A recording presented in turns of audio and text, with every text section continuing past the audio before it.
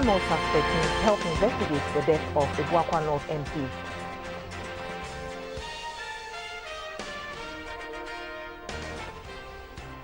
Three people on police wanted list in connection with Wednesday's clashes at Old Tafo, Kumasi.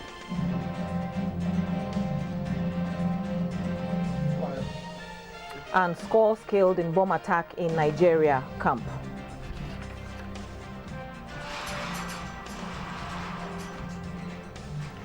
Good evening, welcome to the studios of GBC24 and GTV. It's time for the news. I'm Akushika Akwe. I'm Suyoko Kwakutre, and to help us do the sign language translation is Clement Sam. In our first story, a man suspected to be the murderer of the Member of Parliament for Ibuakwa North, Joseph Boachi Dankwedu, has been arrested by the police. The yet-to-be-named suspect is said to have been arrested in an operation led by the Accra Regional Police Commander COP Dr. George Dampare in the early hours of today. Police sources say the suspect is still being interrogated to establish whether he acted alone or had other accomplices. The arrest comes barely a day after police announced a 10,000 Ghana cedi bounty for information that could lead to the arrest of the alleged killers. Efforts to capture the suspect intensified after the Criminal Investigations Department (CID) was asked to take over the investigations. 5 of the 6 persons who were earlier invited for questioning over the killing have been discharged. Meanwhile, a source close to the police headquarters says the gentleman arrested is only a suspect who is assisting the police to get to the actual perpetrators of the heinous crime. The source has therefore appealed to the media to be circumspect in their reportage of the killing of the Ibuakwa North MP.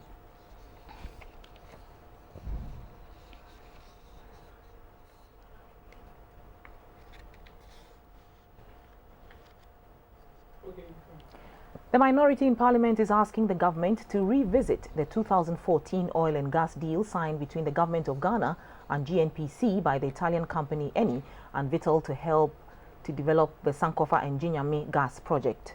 The project was expected to boost Ghana's energy mix and generate revenue for over $11 billion. Appraisal of the term sheets and terms and conditions of the agreement reveal a horror tale of poor negotiations. The terms are skewed against Ghana whilst the contractors benefit. The incentives offered to the ENI and the Vitol neither obtained in other previous local agreements nor in similar international transactions. It is difficult to fathom the considerations that went into this agreement, which by every standard is skewed, shoddy and appalling.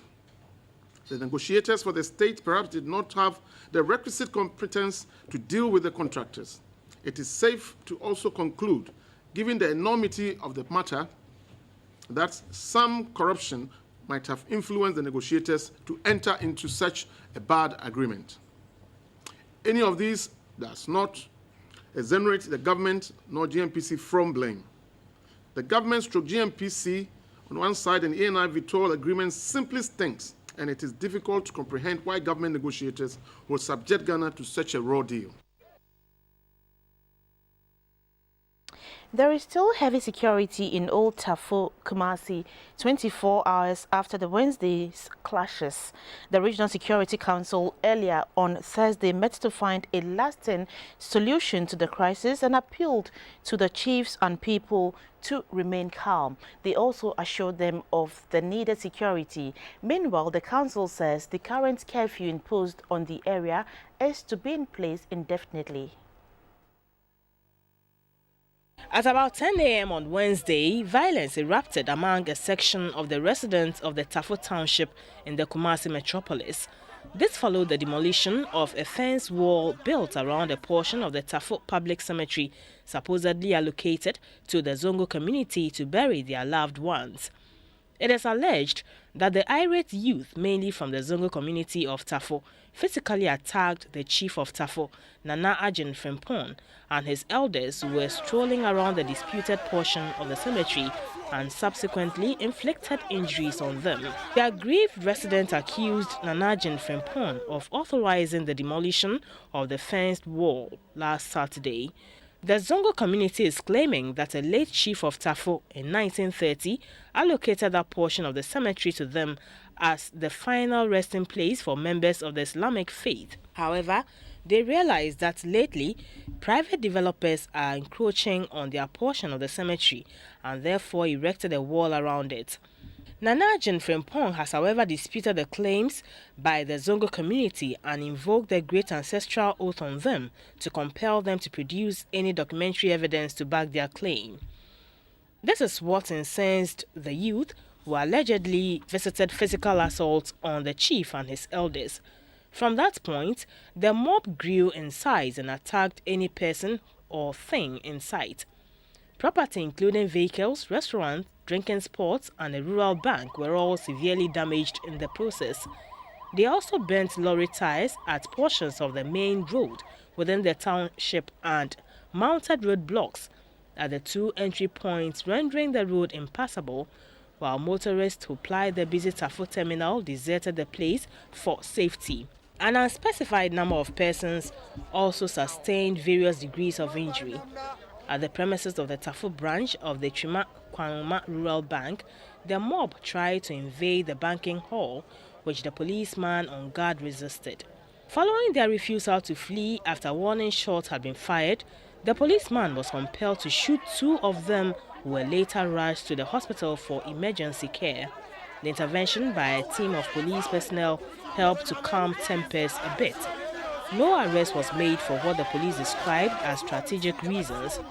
The assemblyman for Tafo, Mr. Emmanuel Afuakwa, asked for measures to avert a reprisal attack.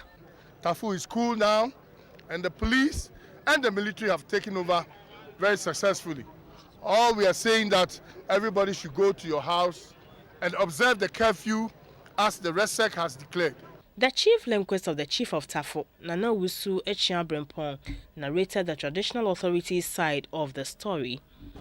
A leader of the Muslim community at Tafo, Alhaji Mumuni Atia, although unhappy about the demolition of the fenced wall around the Muslim cemetery, expressed regrets about the violence. Na ade a oma ye no me kasa ye me da na mboa na mo ye bobom pa ye say asumwie ene ye pe avise it's time for election ye beto abanti ye pe asumwie ntimi say nyame boa afri ne koyi and at this time ye say peace baba. Later in the day, the Ashanti Regional Police Commander DCOP Kofi Boache declared 3 persons wanted for police arrest for their unspecified contributions to the violence. Nobody, and absolutely nobody, will be allowed to take the law into his or her own hands. Now we have some names we are going to arrest. In the morning, because of the tense situation, we declined strategically not to arrest. We all saw what happened. But now we have names to arrest. The curfew is going to be enforced rigidly, and I pray that nobody fall foul of the law. They are Garu, Fulani and Nuruddin. News just in says about 40 people have been arrested in connection with Wednesday's clashes at Old Tafo Kumasi, which left 2 people dead. Earlier in the day, GBC24's Ashanti regional correspondent Nicholas Osewusu gave an update of the situation at Old Tafo Kumasi, including steps being taken to find a lasting and peaceful solution to the dispute. The members of the Ashanti Regional Security Council who were joined by a representative of the Inspector General of Police, Mr. John Kudelo, visited the palace of the Tafo Chief Nana Ajin Frimpong and his elders and interacted with them. And it was behind closed doors. But what my sources within the meeting or at the meeting has disclosed to me was that the RESEC members were there to impress on the chief, to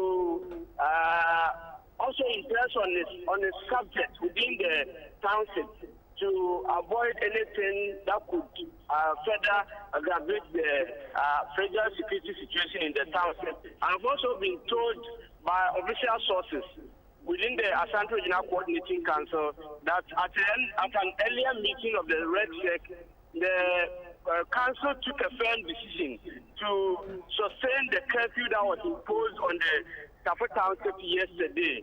And now it's official, it's indefinite. until the security situation has been properly reviewed and identified to be normal. Investigations have begun into Wednesday's shooting, which left 2 brothers dead. The two, Francis Bene, a tutor of the Nursing and Midwifery Training College at Asante Mampon, and his younger brother, Thaddeus Bene, died in the shooting that took place on the campus of the college. Thaddeus died on the spot, while Francis passed on at the Mampon Municipal Hospital. Francis Bene, 33, has been teaching at the Asante Mampon Nursing and Midwifery Training College for the past 5 years. Thaddeus Bene, his younger brother, has been living with Francis in an official bungalow on the college's premises for some time now as an apprentice plumber to the college's official plumber. Thaddeus had returned from their hometown, Choksia, in the Wa West district of the Upper West region at about 7 p.m. on Tuesday. Information gathered by our news team is that some armed robbers invaded the neighborhood of Francis at about 2 a.m. Wednesday. Francis then asked Thaddeus, his younger brother, to join him on an official motorbike to reach the Asante Mampon township and get the police informed about the situation. Unknown to them, a neighbor had already made a distress call to the police, who had already detailed some of their personnel to the vicinity using another route. While still patrolling the area to find out the supposed armed robbers, Francis, with Thaddeus on their GV registered motorbike, emerged from a corner. The police, who were then trailing the two to the main college campus, fired at them from behind. Oh my Timmy, why you mom not frame me? What be a tray? See a bonitio. My name so better me a survivor. But me I'm sorry, I'm really money here, mano. My friend be a man fat. The Minister-designate for the Interior, Mr. Prosper Bani, has pledged to stem recurring incidents of alleged contract killings and work to reduce the circulation of illicit weapons in the country. Mr. Bani made the statement when he appeared before lawmakers in Accra on Thursday. Also on Thursday, vetting took place of the Minister-designate for the Eastern Region, Mavis Frimpong. Circulation in Ghana of illicit weapons is to the region of 2.3 million, which is scary. Not to suggest the number of weapons that go amiss from our armories. There are efforts by the security services to reduce the circulation of illicit weapons and to control the circulation of weapons in general. Resources have been provided for massive marking of the state weapons that we have. In addition, marking will be extended to the legal traders of weapons, so that all weapons that they import will be marked for effective trading should they be missing. The Convention People's Party says it is rolling out a strategy that will make the ideals of the founder, Dr. Kwame Nkrumah, more relevant to the needs of Ghanaians. On Wednesday in Accra, the flag bearer of the party, Mr. Ivor Greenstreet, said effective organization of the party is critical to reigniting Nkrumah's ideology in the party. The Convention People's Party, CPP, is working hard to revive its fortunes towards the 2016 general elections. As part of the strategy to whip up the interest of the public in the party, the leadership interacted with the media in Accra. The meeting is a first since Mr. Ivor Greenstreet was given the nod to lead the party a couple of weeks ago. The flag bearer of the party, Mr. Greenstreet, said the CPP is better placed now to streamline its organizational structure and embark on a campaign to woo more supporters at the grassroots level. For those who tell you that ideology is not important, they are wrong. Ideology is critical. The Convention People's Party, we are not afraid of ideology. We embrace ideology. because it is that ideology and body of ideas which took this nation through great strides over a short period of time many years ago. Mr. Ivor Greenstreet also touched on policies put in place in running the affairs of the country when victory comes their way. We want a nation where we can ensure that we have greater use and greater earnings from our own rich natural resources. And we want a nation where these earnings and this wealth is used collectively through the state for the benefit of all the people of this country. Chairman of the party, Professor Edmond Dele, said the party has instituted a policy known as Homecoming, which will see to unite all CPP members across board. An astute member of the party, Kwesi Pratt, stressed on the need to encourage and change the perception of the youth that the party is solely for the aged. You're watching the news on GBC24. We're taking a short break. Please stay on.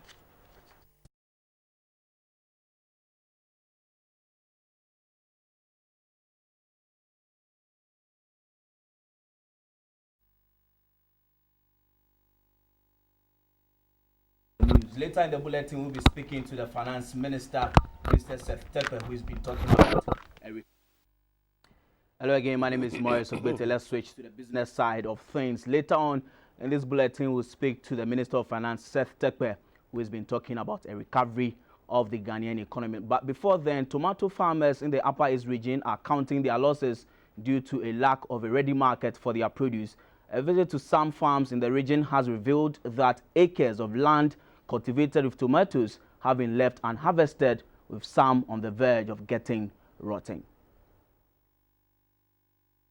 Tomato production is one of the most viable agricultural investments in the Upper East region. The business gives employment to about 58,640 farmers in the region.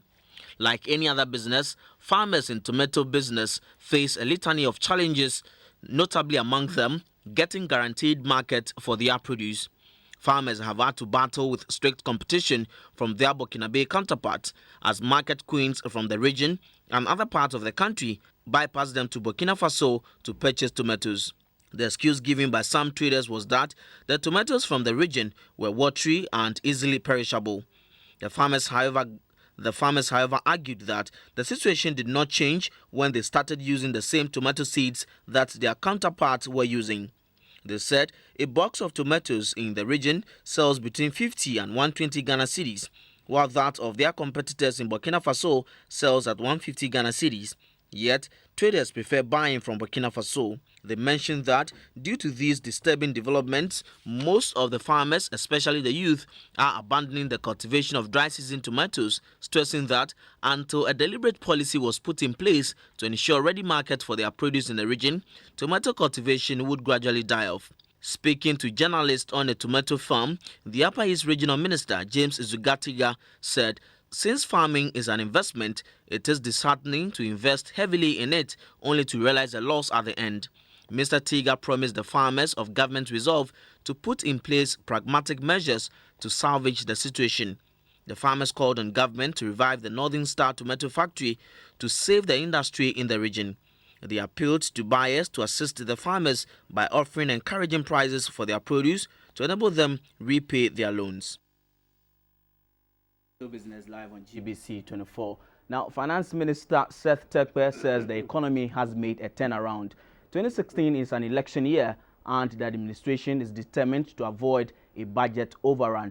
The minister is confident government will stay within the confines of the budget. In studio tonight is Mr. Tepper to speak to us on the performance of the economy. A very good evening to you, sir, and thanks for joining us once again on GBC24.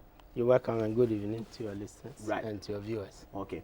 You've been talking about the recovery story. I mean, for the past 42 hours, it's been the Ghanaian economy is recovering. What makes you feel that there is a recovery in the economy, sir? Yeah, thank you very much. I think that's the basis for saying the economy is recovering. It's the same basis that we used in 2013. You know, at the end of 2012, when we said that the economy faced some significant challenges. Let me mention just a couple of them.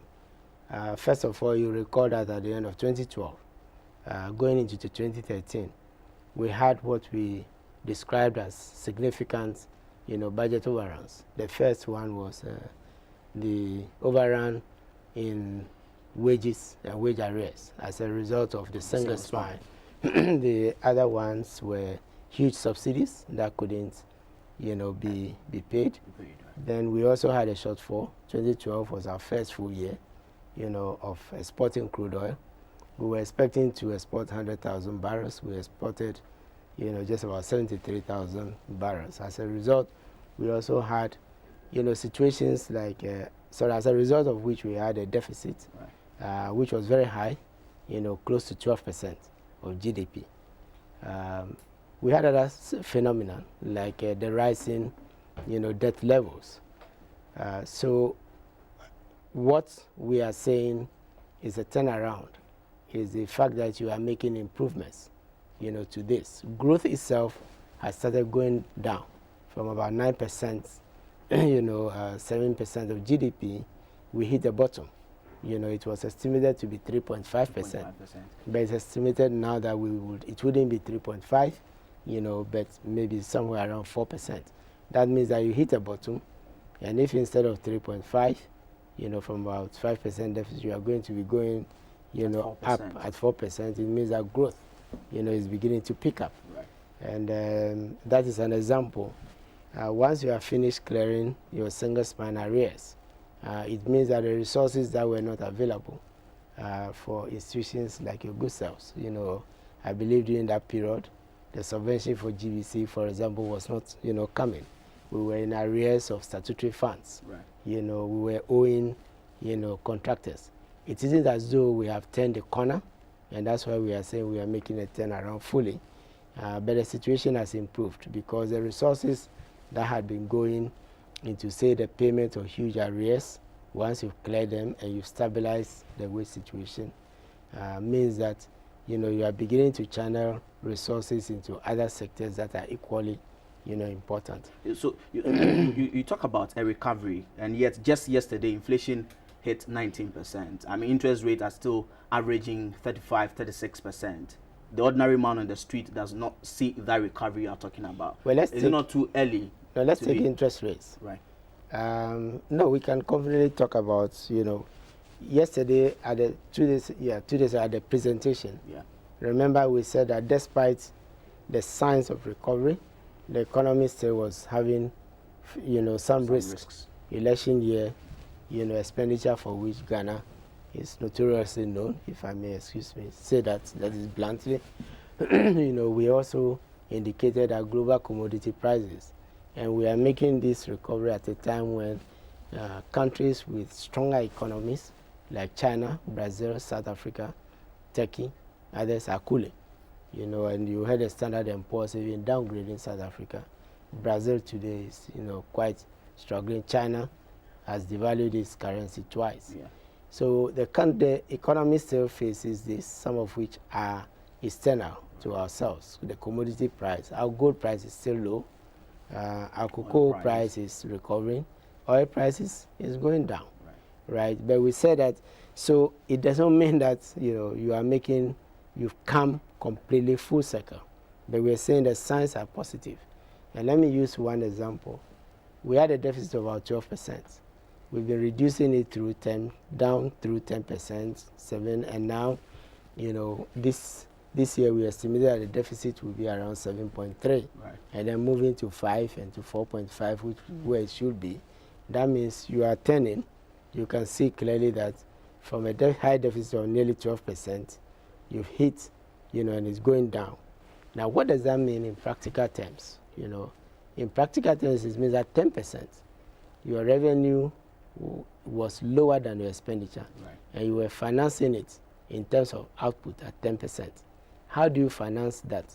You finance it by borrowing from the markets like an individual. Right. So government is competing, with the private sector, from the banks, to get that money. That is pushing the private sector out. That's what's called crowding.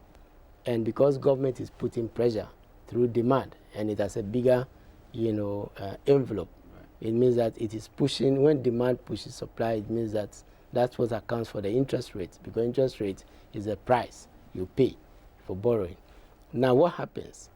When that deficit goes down from 10 to 7 and hopefully to 5, it means government has halved its demand from the market. Right. It's half the deficit, but it's financing a lesser deficit. Okay. So it is going to ask for less money, by about half, than it used to do 3 years ago. Right. That means government is not taking so much money out of the market. So meaning revenue is improving. So revenue is improving, that's one sign. But I'm leading to the fact that because government is not asking for more money from the banks will have to look elsewhere to give their money, and that is the private sector. Right. So there's less crowding. That means that government is also easing the pressure, and that will want to put pressure on the interest rates to go down. So it is sequential. One thing happens, and then it affects, right. So other developments in the economy. One of the dangers to this recovery will be overspending in this particular election period. I mean, in 2011, His Excellency John Dramani Mahama kept on telling us that he was not going to overspend in 2012. But indeed, you did. You overspent, which you admit. Now, how should... I don't think he made that promise last year and this year. No, even before the 2012 elections, they promised that they were not going to overspend in the 2012 elections. But there was some kind of overspending. On the contrary, right. I'm not denying that there was some promise. What was said from Professor Mills through His Excellency the President, who was vice at the time and after he took over, was that we were going to contain expenditure. We put a freeze on started putting a freeze on new, awarding of new contracts, right, to try and slow it down. The definite promise that we will remain within, the budget, was made this year. He did say that we will contain expenditure going into 2012, 2013, because the signs were getting clear that the economy was overheating, at the time. Single spine, everybody knew, was an issue. But my question is, so then what are you going to do to ensure that we don't overspend in 2016? I mean, there was overspending in 2012. I think the question is, what are we doing? Yes, what are you going to do to ensure that we don't overspend in 2012? We are doing it already. What are we doing? Because that is what is showing the signs. First of all, we have put in place what we call a database, a contract database that tells us, the contracts that have been awarded across by all ministries, departments, of agencies. Secondly, we have, through the Give Me system, now we are able to compare your expenditure as you incur it, because it's electronic, right, and make sure that you are not going to exceed your budget. Third, we are following, the same principle of curtailing new contracts and focusing on only pipeline contracts. You agree with me that across the country, there's a lot of, contracts, whether it's roads, it's schools, hospitals that are under construction. So there's no point in awarding new ones. People want to see visible signs, right, that these are completed. And you can see that as a focus, that we are finishing, for example, Kaswa and the bypass, Kwame Nkrumah interchange, for which some designs have been made, is what is being done. We are focused on what we call the Gang of Six, Pantan Road, finish them. Now focusing on Kumasi Road, we are finishing them. The Eastern Corridor in the Volta region, finishing them. Okay. So the focus is, there's enough. Don't just go out there and be awarding, new contracts. With these measures, and also remember, for the first time in an election year, and actually outside an election year, for so many years, people can remember the last time it happened. Okay. We were able to agree with labor on wages before we did a budget. Yeah. That means that we know the level of the wages, it is within, the government is realistic. When adjustments had to be made for utilities, we met labor and made some concessions. Right. But these are all within budget. So it is about the practical measures that you are going to put in place. Right. Secondly, there's a very important point. As the power situation improves, businesses, have more stable power. Their own cost of production goes down because they are not depending on, generators and the rest. They are not going to be. It means output will increase. And the evidence of that is in the GDP increasing. Right. and then GRA bringing in more revenue. As GRA brings in more revenue compared to the situation in 2012, when the gas pipeline was broken for the first time and the economy came under stress, it means that government itself is generating more revenue and therefore can contain its expenditures. Now we talk also about the prospects. As we know, our own gas processing plant has come on stream. Right. That's the Turbo. It is from the Jubilee field. As we speak, and those who have geography and can get the coordinates, Google Earth or whatever, can track the FPSO, which is on its way to Ghana, the second one, FPSO Professor Mills, for the 10 project. And then we have signed the Sankofa agreements, with the World Bank, the partial risk guarantee, which is enabled us sign. A third FPSO is actually under construction now. There was the stamp duty and others that were taken to Parliament recently. That means that our consolidation under the IMF program is not just about consolidation, but it is going into a productive phase, of the economy, where oil and gas in particular will come on stream. More crude will be exported, even if it's at a low price, assuming the price recovery is not as robust, you are still getting additional crude. Right. But another relevant point is that the mix of, say, petroleum products, with salt and others means we can do fertilizer, we can do petrochemical. Right. Honorable, so you are seeing the connection. We'll be wrapping up on this particular interview, but are you still pursuing that Eurobond? And if you are doing, is it not going to stifle that recovery that we are talking about? We're still getting more, debt onto our books. No, on the contrary. Last year when we did a Eurobond 1 billion, it didn't increase debt. Right. The reason being that I just spoke about the treasury bill. All that we were doing in the past was going to the treasury market and borrowing. And then we were refinancing. So a substantial part of the bonds we have been issuing recently are to refinance those bonds and to extend the tenor, as they say. Okay. So that instead of every 3 months, you roll over. Now we have borrowed. We want to take them off at the end of 3 months with the money that we have. Replace it. So you are replacing one debt with another. Allow yourself 15 years to pay down, gradually, so that you don't just keep rolling them over. I think it's important. We did the same with the bond that was issued in 2007. We refinanced part of it. So when we go to the markets, we shall refinance more of those. We shall refinance domestic debt. So it's not all our debt, all the bond money that increases debt. Okay. It is rather making our ability to pay down our debt easier and over a longer period.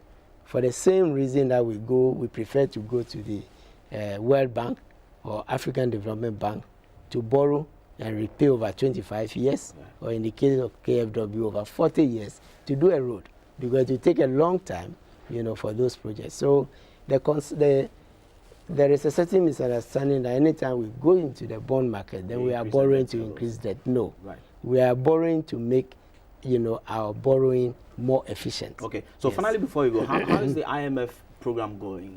The IMF has said we are on track, but really, from what you said, how is it going? Well, the IMF is only echoing the optimism that we are expressing in the economy. We went into the IMF program following the homegrown. We've done 2 reviews. 2 reviews means all the indicators, some of which have been, mentioning. The IMF is saying you are doing well.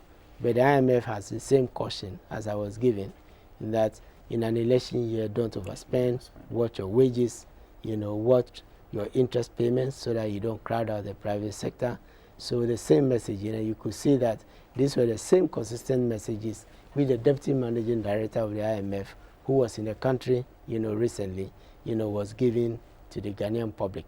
So we are going to go through the 3rd review, which is coming up sometime in April, May, right. And then the 4th review towards the end of the year. And if these reviews continue, then we would have had 4 or 5 straight reviews, which itself is a positive in the event that, we want to go into the bond market. Right. Thank you very much. And Honorable Seth Terkper is the Minister of Finance. We have been talking about the recovery story of the Ghanaian economy. That will do for business. News will continue shortly after this break. Stay with us.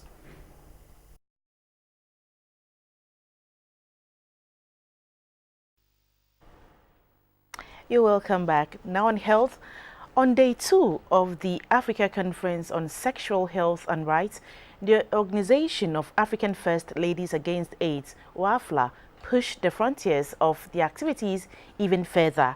The selected African First Ladies want everyone to get on board the campaign to prevent, minimize or treat persons living with HIV/AIDS, especially the youth. The program, which was launched in Accra by OAFLA, is dubbed a United Continental All-in Adolescent HIV Campaign. Napoleon Atukito reports. A tall list was itemized for the day as the Organization of African First Ladies Against AIDS, OAFLA, met. The day was a sequel to foregone events at the 7th Africa Conference on Sexual Health and Rights in Accra. Led by its president, the First Lady of Ghana, Mrs. Lordina Mahama, OAFLA launched the campaign, a United Continental All-in Adolescent HIV campaign. It will become the platform to engender the necessary changes in adolescent sexuality. Action to this is guided by segregated data on trends in HIV/AIDS, which then allows health workers to narrow down the field and properly focus on specific segments. One poignant point mentioned here was the circumstances of the first sexual encounter among the female gender. 1/3 of them were forced. The conference kicked against shrouding adolescent sex education. One expert said, in his country, sex education motivated the establishment of abstinence clubs. And so, the campaign for united action against HIV/AIDS cannot succeed without data and information to encourage tests for HIV, preventive measures, and life-saving treatment. Dr. Angela L. Adas, Director General of the Ghana AIDS Commission, presented some statistics which justify responses tailored to deal with the pandemic. Mrs. Lordina Mahama does not only embark on educational campaigns, but donates equipment to help in service delivery. The Global All-In campaign is based on intensifying all efforts to prevent HIV infection and AIDS deaths among adolescents in an environment free of stigma and discrimination. The other First Ladies also had the platform. They were from Ethiopia, Chad, Cote d'Ivoire, Kenya, Mali, Sierra Leone, and Guinea-Bissau. Dr. Babantude Osuti-Mehin of UNFPA called for openness in the discussion about adolescent sexual health. I'm struck that even by all of the information that we have passed, and we are going around and we're making it, that we actually do have only 26% of our girls who know how HIV is transmitted. Now that tells you that the job is hardly done. Obiniwa Obintre, an adolescent HIV/AIDS ambassador, urged society to attach the needed seriousness to the HIV/AIDS fight, as was the Ebola campaign. From the streets of Soweto to the suburbs of Bissau. A poem by Chief Momen and Curious Minds drew attention to a future that hinges on the youth and the need for that hope to be protected. Napoleon Atukito for GTV. We are all Arrivo to the curious minds of Accra. We are all in. Health news kind courtesy of FPAC. FPAC blows the pain away.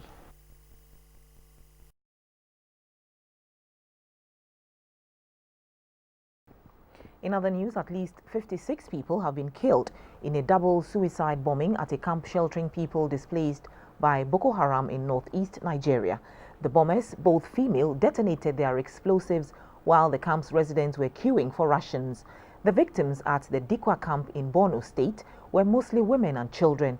Islamist Boko Haram militants have been attacking civilian targets as the Nigerian military seeks to wrest territory from their control. The group's 6-year insurgency has killed some 20,000 people and driven more than 2 million people from their homes. The camp at Dikwa is reportedly home to about 50,000 people displaced by the violence. Nigeria's Vice President Yemi Osing-Bajo, promised formidable security at camps to prevent further attacks.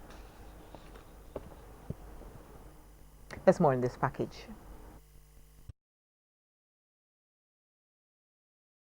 Good evening. Let's update ourselves on happenings from the world of sports. This is in partnership with Ejapias Tornado Bitters and Luna to move straight to Kenya, where Kenya has until the end of Thursday to prove to the World Anti-Doping Agency it is tackling cheating in athletics. It comes after a spate of drug tests among the country's athletes and fresh allegations of corruption. It is unlikely Kenya will be able to provide the assurances WADA is seeking, and the country could be placed on a watch list of nations at risk being in breach of the agency code. The East African country, whose athletes are dominant in distance running, will then be given 2 months to bring in new legislation and funding, or automatically be declared non-compliant with WADA. That would mean a possible ban from the Olympics, which takes place later this year in Brazil, and other major events. Here in Accra, the president of the Ghana Rugby Football Union, Herbert Mensah, has hinted at some of the things he expects from the incoming Youth and Sports Minister, Neil Lanty van der Poy. Mr. Mensah wants more action and less talk. Try and encourage every single minister who becomes the Minister of Sports. I've always done it. I encourage because the reality is the reality. We are underfunded. We have been lied to, cheated, and defrauded by various ministers, NSA personnel, and everybody involved in sports. They make promises to the people of Ghana and to those who are the custodians of sports that they have no intention of keeping, or maybe they don't have the capacity or the competency to carry it out. Yet we still reach out. It doesn't matter who the minister is. A minister is no more powerful than a person who is leading minority sports, because we are putting our money where our mouth is. The day that you actually come to the table and appreciate the problems that are there and come up with a rollout plan that says, cycling, this is how we're going to raise the money. Minority sports, this is how we're going to raise the money. This is how we're going to incorporate. Look, we know there's a problem with the sports bill. We know there's a problem with this.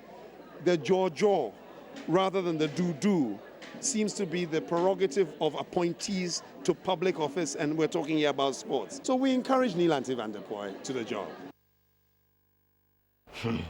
The president of the Ghana Weightlifting Federation, Mr. Benny Mensah, says his outfit intends to look for alternative funding for its activities for the year. Mr. Mensah says going to government for funding has led to delays and disappointment, and thus his administration has devised strategies to fund the activities this year. The Ghana Weightlifting Federation on Tuesday, 9th February, held its annual congress in Accra. After a fruitful session, the president of the federation, Mr. Benny Mensah, said their research shows that the best way to develop faster is by getting extra funding away from the traditional source, that is, the government through the Ministry of Youth and Sport and the National Sports Authority. This year, we're not going to depend on the ministry, or say if it comes from the ministry, that's fine, especially for the national teams.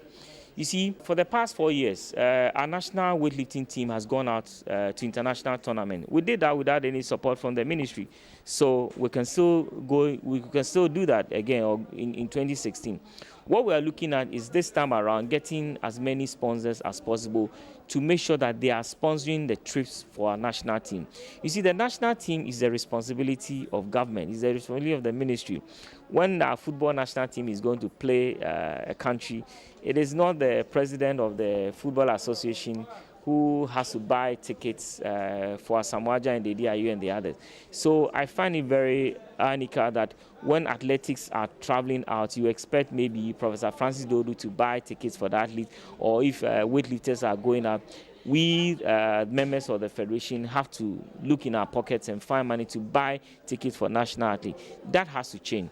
Of course, we all agree that government cannot alone shoulder the responsibility of developing sports. So we're going out of the way, speak to as many sponsors as possible, and then make sure that moving forward, we depend less and less on government. This year, the federation is looking at a budget of 14,000 Ghana cedis, approximately $337,300 to enable for its activities. For the first quarter, the Federation is hoping to participate in international competitions, including the Arnold International Championship in Columbus, United States of America in March, the Australia Open International Championship in Brisbane, and the International Weightlifting Federation Grand Prix and 6th Russia President's Cup. They will also participate in the 2016 African Rio Olympic qualifier in Yaoundé, Cameroon in May, and the first International Fudge Cup in Tehran, Iran, among other events. Thanks for watching. That's all for sports.